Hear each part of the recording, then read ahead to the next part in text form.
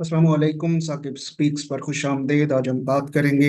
13 जनवरी 2024 को supreme court की तरफ से आने वाले उस फैसले की, जिसमें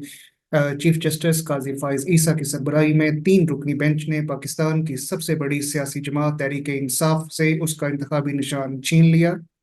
और इस फैसले के नतीजे में पाकिस्तान की सबसे बड़ी और पॉपुलर सियासी जमात इलेक्शन से बाहर हो गई। इस सियासी फैसले या सुप्रीम कोर्ट के फैसले के बारे में अवामी राय से अब तक आपने आगाही हासिल कर ली होगी कि ये उन फैसलों में से तस्वर किया जा रहा है जो अपने अ, अ, वकूअ पजीर होने के कुछ ही देर बाद डस्टबिन में चला गया। इससे पहले जस्टिस मुनीर वो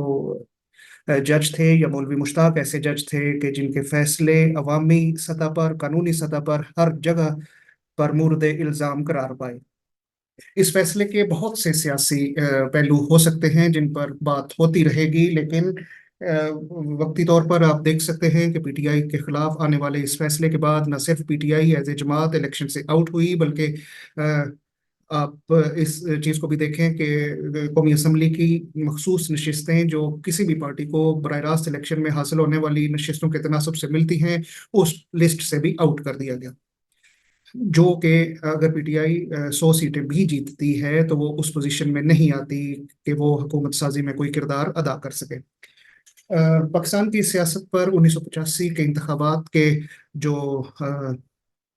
मुजम्मरात हैं या असरात हैं वो आज तक हमें दिखाई दे रहे हैं। जब गैर जमाती इलेक्शन कराया गया जनरल जिया की निगरानी में, तो उस इलेक्शन के बाद जो हुकूमत वकूअ पजीर हुई और जिन लोगों ने इलेक्शन जीता वो ज़ात, बरादरी, फिरके, धड़े की बुनियाद पर इलेक्शन जीत कर आए, जिसका तोड़ आज तक नहीं हो सका। लेकिन मौजूदा हालात जो 9 अप्रैल 2022 के बाद पैदा हुए, ये मुल्क में जहां बहुत सारी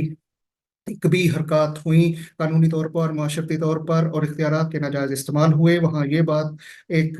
सामने आ रही है कि पहली बार कौम नजरिए के साथ या पार्टी के साथ जुड़ने में बेहतरी महसूस कर रही है, और लोग ज़ात, बरादरी, धड़े और फिरके से हटकर एक नजरिए, एक पार्टी की तरफ तवज्जो कर रहे हैं। शायद यही वजह है कि पाकिस्तान की सबसे बड़ी सियासी जमात को न सिर्फ इलेक्शन से आउट किया गया, बल्कि उस बेस को भी तोड़ने की कोशिश की गई कि ये पार्टी किसी भी तरह से अक्सरियत या एक ऐसी माकूल तादाद में सीटें यकजा सेट की सूरत में लेकर असम्बली में ना पहुंच सके, जहां वो अपना कोई ना कोई सियासी कानूनी असर अदालती या असम्बली की कार्रवाई पर उस पर असरअंदाज हो सके। मुल्क के हालात इस बात के मुतकाजी हैं कि पाकिस्तान की सबसे बड़ी जमात को इस तरह कानूनी या टेक्निकलिटीज की बुनियाद पर इलेक्शन जैसे अहम मौके पर, जबकि सिर्फ 25 दिन बाद इलेक्शन थे, सियासत से आउट करने पे मुल्क की कौमी सलामती, यकजहती, उसकी माशरती और बैन अवी स्टैंडिंग में बहुत ज्यादा फर्क पड़ेगा। कोई भी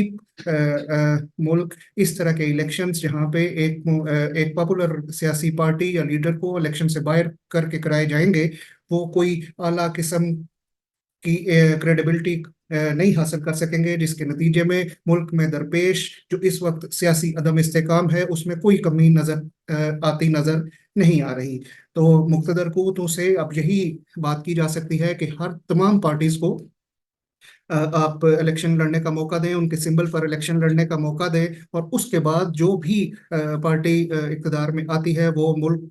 की यकजहती का भी सबब बनेगी, लोगों की सपोर्ट का भी उसे हासिल होगी, और एक अवामी सपोर्ट से बनने वाली हुकूमत ही पाकिस्तान के मसाइल को हल कर सकती है। मेरी गुजारिशात अगर आपको अच्छी लगे तो चैनल को ज़रूर सब्सक्राइब करें, शेयर करें, ताकि ज़्यादा से ज़्यादा लोगों तक ये पैगाम पहुंच सके। बहुत शुक्रिया।